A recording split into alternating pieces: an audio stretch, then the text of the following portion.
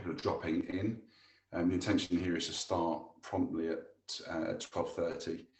As I'm recording this one, anything that's going to be, anybody that comes in a bit later can pick up the recording, or can just pick up where we start off with. So I will just get cracking now. So today I'm bringing you this webinar, 10 tips. The idea is to give you 10 tips to help you to survive the national lockdown. It's being supported by Creations Marketing, and Jordan is on the call with us. So if you've got any questions or any Q&As, please drop them into the Q&A section or the chat section. Anything you want to ask, I'm going to cover questions at the end. I like to make sure that my webinars finish on time, so I'm a bit rushed through this one today with the practice that I've done. I'm actually bang on around half an hour. So the idea is we should be done by the half an hour. I don't want to go over that one if possible. So a little intro. Again, sometimes I find that the intros can be a lot around me and what I've done, just to basically quantify what I can do. But I'm nearly 43, so hopefully I've got a bit of experience that might give you some value going forward. Again, the intention from today is to give you some of those tips to survive and grow. And again, this is focused on business, and the idea is to help business owners. But ultimately, every business, whether you've got 5 people, 10, 15, 20, 100 people in your business, everyone's got individuals in there. So this is tailored towards the individuals, but obviously each one of your staff may find themselves getting some benefit from some of these tips. You know, I've got 10 tips in here again. You might not necessarily need all of them or some of them. 1 or 2 might be enough for you. And again, if that is the case, brilliant. And hopefully you'll get some value from them. Now, before the webinar was started as well, you should have been sent and you should have a worksheet to work from. The idea is here that you've got that, you can print it out, but if you haven't got that, please grab a piece of paper and a pen before we get cracking into the next set of tips, because what I don't want to do is for you to miss out on that one. So writing things down, again, why would you do that one? It's just that thing where you somehow it opens and unlocks a part of your brain, and it allows you to write things down, commit them to the universe, and it's more likely to happen. I don't know why it works, but it just does. So again, if you haven't got the worksheet printed, feel free to grab a piece of paper and a pen, but we're going to jump straight into the number 1. So what we're going to have here, number 1, is that create yourself a don't do list. And again, what do I mean by a don't do list? Now, everyone has distractions, and sometimes these distractions are good. We'll come on to a bit later on why they're good for you, but ultimately it could be they're taking a bit too much from you. And similar, food, alcohol, you might have reached for a beer or a glass of wine each night, which has become 2 or 3 glasses of wine, which has become half or more than half a bottle of wine each night. That's going to stop you and slow you down the following day. Similarly, gaming, you can have an Xbox or your computer or something like that, or even just phone with your games on as well. Those things, again, could have caused you to do some distractions. I've got another webinar about getting time back, and I've written about this at previous times as well. So there's a lot more content around there about things that can distract you. And I want you to, just, if you can, pick some of those things that you know are causing you distractions and write them onto your don't do list. Why would you do this? The whole reason why would be to clear that space, mentally and physically. The idea here is that you can help yourself to create the space to allow you to do some of the other things that are going to be in this webinar. So, webinar, interesting way of saying it. Anyway, so now write down, here's the little 1. Every tip, please write something down. Please think of one thing that you can put on your don't do list. Moving on to number 2. What we're going to look at here is time out. So again, we're saying here that it's okay to take some time out, and I'd like to take some time out where you can. But the point being that downtime has now become a little bit less so. Because things have changed, our homes have changed. They could now be an office, a school, or a canteen. There are certain things that have stopped us using our time out as effectively as we could have done. Things have become more impactful on our time, but we need to still make sure we're taking that time out. It's almost seen now as well, or always has been, I guess, but time out is sometimes seen as counterproductive because you could be doing other things. You could be working on other activities. And of course you could, but you still need to take that time out to spend some time and recharge your batteries. It's again about clearing the space. If you've got kids, stupid things like obstacle courses or pillow forts. But again, my chart here is like pillow farts or bad writing. But ultimately, the kids will love anything like that. Outside time, I took my kids for a walk, just down to the shop to grab, I think, some butter, and they had wellies on, it was raining, and the first thing I saw outside was puddles. They wanted to jump in them. I said no on the way there because I wanted them to stay dry on the way there, but on the way home they jumped in as many puddles as they could. They were soaking, but my goodness, they had some good time. If you haven't got kids, still outside time, get out of the 4 walls that you're currently constrained by, finding a new hobby, again, provided that hobby isn't then taking too much of your time. New hobbies are great things to give yourself that mental time out. Lego, those sorts of things can really help you. And again, while it might seem counterproductive, it really isn't. Because if you follow the other steps, the other tips that are in this webinar, if you're really focused and you're really effective with the things that you're doing, it means that time out is the reward and you won't feel guilty about not doing things. Some of my clients have also reported that when they take time out, having a week off from their business, even if they're not going anywhere, taking a proper week off and shutting down has actually been productive for them. And they've actually gained clients when they've had time out. I'm not too sure how that works. I think it's, again, the mental side of things and the psyche that you've got, that you don't need to keep on chasing everything. The other thing is that you should be more productive on the other side, because you should have more focus. So again, why would we do this? Why would we just spend time taking time out? And again, it is that space, mental, physical space, and then recharging, making sure your batteries are ready for you to go again and focus on the working activities. So the thing to write down for this one, please, if you could, making sure you're going to take some time out and then writing down when that time is going to be. It could be that it's a weekly thing. It could be that you need that week off, whatever it might be. Please write down when you're going to take some time out. The next thing, number 3. So again, excuse me, I've got over here, I've got a whiteboard with a flip chart on it, which helps. It's not something you can use when you're speaking publicly, but it gives me a bit of a way to write things down. But number 3, making a plan. What sort of plan does it need to look like? Well, with the clients I work with, we work on 10 years, 3 years, and a year, and then we come back into quarters. There's a lot of planning that goes into running a business. But I'm not saying that that is something you need to do for you. If that's too much for you to do right now, starting small and working on a week at a time is going to help you considerably. Planning out a week and spending a small amount of time, 30 to 60 minutes every week, making sure you've got a plan written down is going to help you. But on top of that, once you've got your plan in place, take time every day, 5 or 10 minutes towards the end of the day, not at the very end when you're trying to get some sleep and you're trying to wind down from the day, but sort of towards the evening, late evening, take that time to spend 5 or 10 minutes reflecting on the day. But the recommendation here, or the thing that I would say you must not do when you do that, is don't use something which I call a rollover.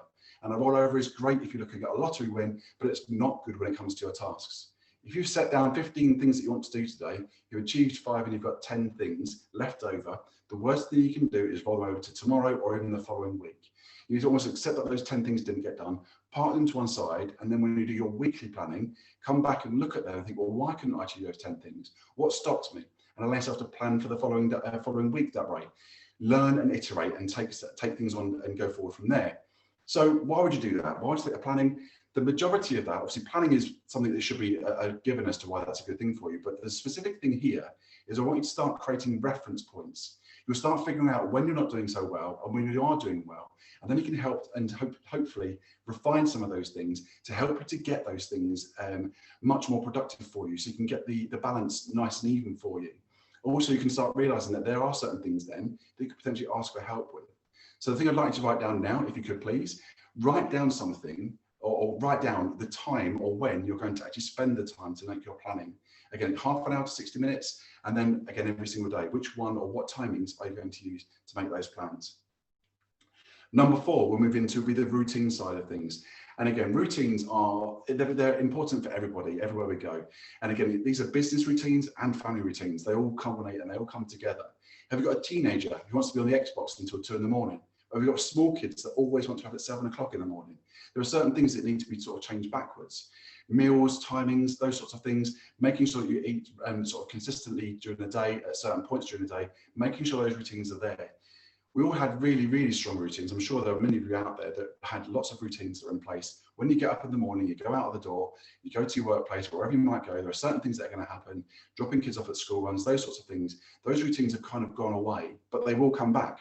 All of those routines will come back. So subtle changes to those routines now is okay, but for whole scale changes, they're going to make it very difficult to get back to track. But also without the structure and the routines, it means it's really hard for you to work with your autopilot. And I'll come on to that in a second in a bit more as well. But things like turning the Wi-Fi off at certain points, turning certain devices off, you can now control which devices can go on Wi-Fi at certain points, not having TV in the morning, those sorts of things. Again, if you've got things like invoices, there are certain things, workflow that you do, creating invoices, doing your accounts, making sure that your meetings happen at the same time every week. Those sorts of things can help you. But then getting up in the morning and getting ready and starting business. Someone posted on social media, so my sister has responded to my sister's question. They had daytime pajamas and evening pajamas. Not something I recommend, but certainly get up in the morning and starting the day and making sure that you've started effectively in the morning will help you to be more productive during the day. So again, the reason why is that autopilot. The more things you can do on your autopilot, the better, because you can spend your time thinking and focusing on those things that really need it. So now what I'd like you to write down, please, would be one thing that you could now turn into a routine. What would that thing be that you can now say, right, I can make that into a routine? So now we move on to the number 5 one, and this is potentially the one that I've struggled with the most since lockdown started. It's the physical side of things. There's that picture of me actually on the right hand side there was one of my fitter and healthier times, and oh how I wish I was running back through that pile of mud right now. But again, we it used to be the centre of my day, but I let it slip.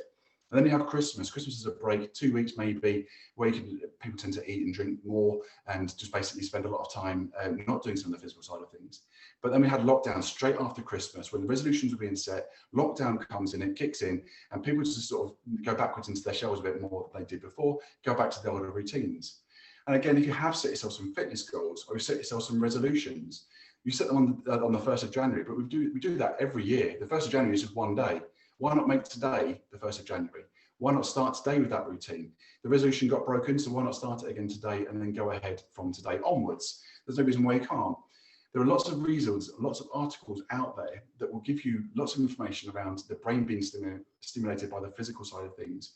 But on top of that, the physical brain is impacted by nutrition. And I wish there was a way that if you weren't very physical, you craved good food.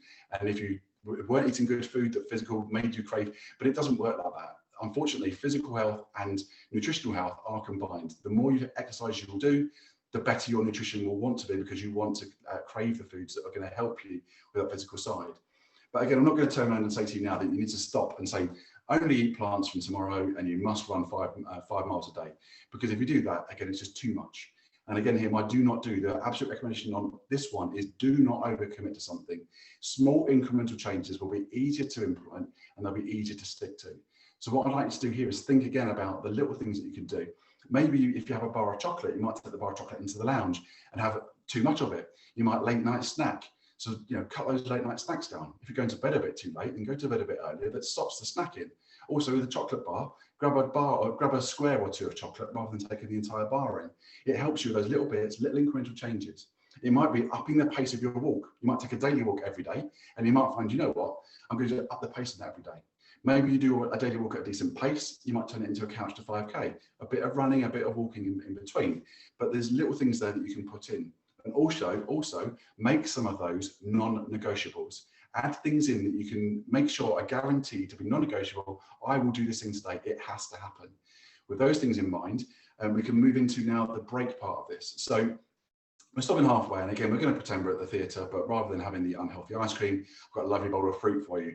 And we're going to put a poll up for you, if that's okay, just to check in with it, where everyone's at the moment. And there's a reason for that, and I'll come back to that. So just in terms of how you're feeling right now, in terms of the information I've given so far, halfway, 5 points in, how you're feeling so far, is it a bit overwhelming, or is it okay for you? So I'm just going to give it sort of 30 seconds or so, 45 seconds to poll. Feel free to add how things are at the moment.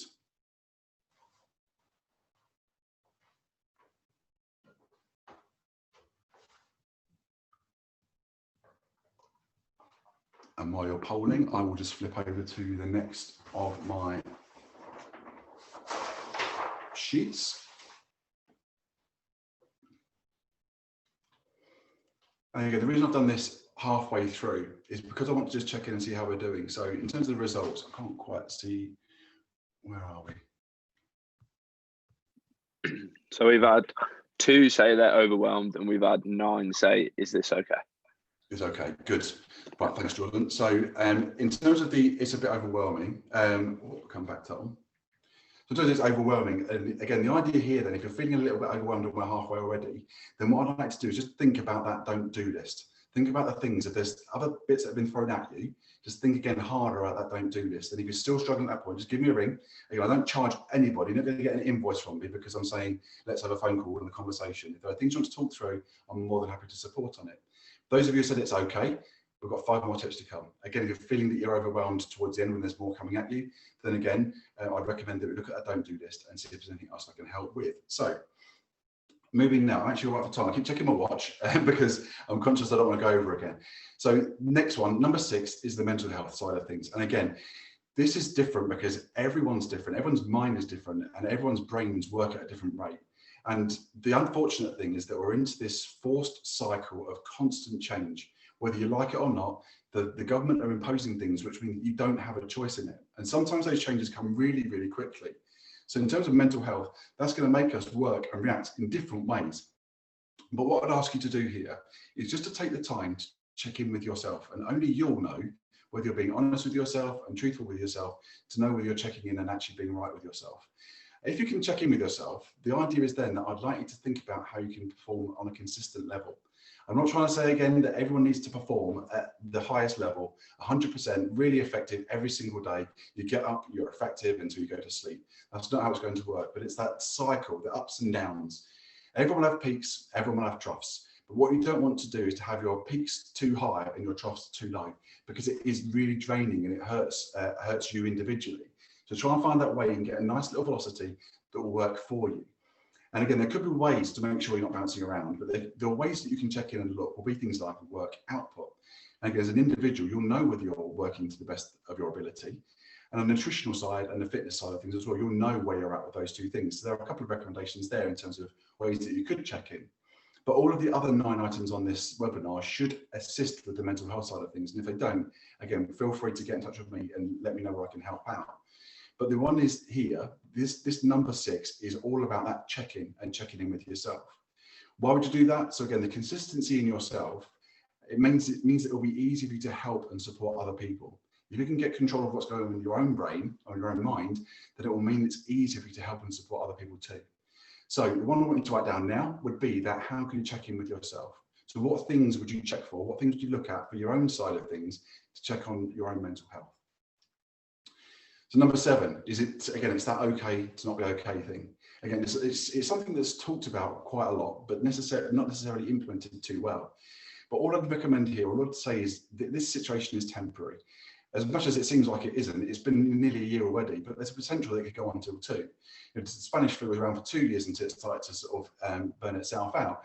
We've got obviously more modern technology, but if this does happen for 2 years, it's still a temporary situation. In an average life expectancy of, what is it now, around 80 years or so, it is relatively temporary. It doesn't feel like it, but it is. It will pass and we will get through the other side of it. But again, it is okay to say that everyone's going to wobble. At some point, people are going to wobble. Some people will do it at different times and different ways, but it is okay that it will happen.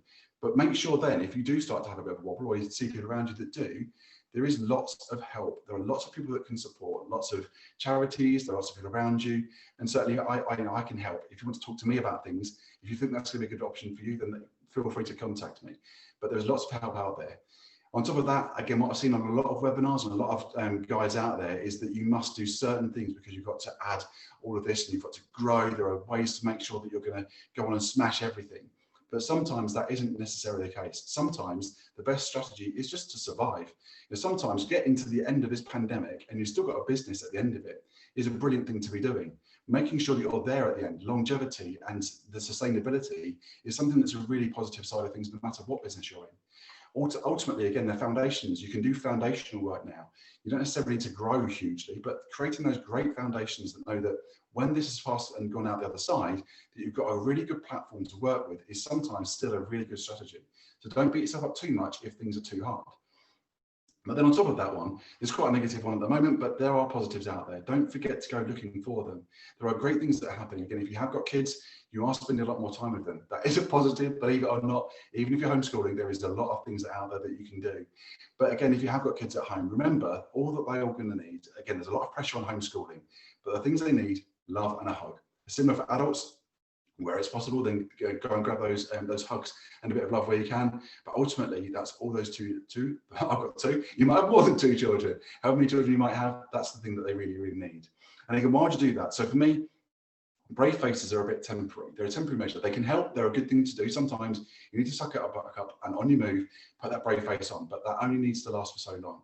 Because if you keep on putting a brave face on for too long, it will start to really burn you out. And because we've been in this situation for nearly a year already, that could be something that's starting to hurt. So make sure you don't leave your brave face on all the time and take some time to check in. And then again, the thing I'd like you to write down for this one would be, please, who can you call? The answer here is not going to be Ghostbusters, I'm afraid. But if you can think of, there are 2 options you could call. Somebody you think, if you're okay at the moment and you've checked in and you're okay, then who is there out there that you might want to give a ring and think, actually, I might be able to give them a bit of a hand? On the other side of it, if you're not doing so well, then who could you ring to see where they can help you? Who can give you that support that you might need? So now on to number 8. We're on to the controllable side of things. So again, don't fret about the things you can't control. I'm just going to flip my chart over again. This is the last one for me. So don't fret too much about the things that you can't control. It's difficult to say because there's so much going on and there's a lot of social media, but don't fret about the things that you can't control. Things like suppliers letting you down, payments being late, your pipeline isn't as well as it could be. Those are things that you can control. Those are things that you can change. But not being able to meet people face to face for meetings and those sorts of things, or large meetings, you can't control that one. So don't fret about it too much. Similarly, if there are other people out there that are reacting in a certain way, you can't control their behavior. You can't change the way that people are. Obviously, the highest profile case of that at the moment, Donald Trump, he's making himself very unpopular in some cases and very popular in others, but you can't control and change that. What you can do is change the way you consume social media. There are certain things there that you can control. Again, I've got a whole article that I've written around things that you can do to stop and that will help you out. So feel free to go again, look at my website, there's plenty of content on there. So go and find those things that you can do to stop you from fretting about the things that you can't control. Now, why would you do that? Again, it's the whole thing. If you can't change something if you can't control it. If you've got control, then you can actually go and say, right, I can make these changes because those things are going to implement me. If it is something you don't get started till later in the day, you can make a change to that one. If you find yourself getting anxious and nervous about certain situations, you can change that. So the next thing I'd like to write down would be something that you can add to that don't do list that we said at the beginning. So number 9, so we're nearly there now. So we're on to the focus side of things. So there are 8 tips before this one, and obviously there's this one and the next to come. Which one are you going to start on? If you have written some things down, you're looking at those things where actually, well, where am I going to start? Which bit will I work on next? Well, the ultimate thing there is just prioritization. I've got an issue solving process. I can talk you through that one just to make sure that you know which thing you should look at first, how to help you move on, and how to help you move to the next piece to get started. But once you pick that thing, make sure that you're really focusing in on it and only that thing at the time, because otherwise, again, it's too easy to get distracted, but make sure you're focusing on one. And then you need to think about those things that give you the biggest focus. There are certain things that some people would say you help them to focus and other things don't. I really, really struggle when it comes to doing things like TV and working, no chance. It would take me 5 times longer to do something if I got the television on. Music, on the other hand, I wrote the entire script for this and really got a lot of the work done on this one in about 40 minutes. Music I can just tune into and I can smash work out. Other people can't. They start writing the lyrics of the songs that they're hearing. But what is it that works for you? What are those things that help you to focus? We've talked about distractions, but what are the things that will give you that focus? Because ultimately, we've all got 24 hours in a day. And the why for this one is that you need to learn your own efficiency. Figure out what it is that works for you. Again, some people say, get up at 4 o'clock in the morning, go and work out, do these things, smash things out in the morning because that's the best time of day to work.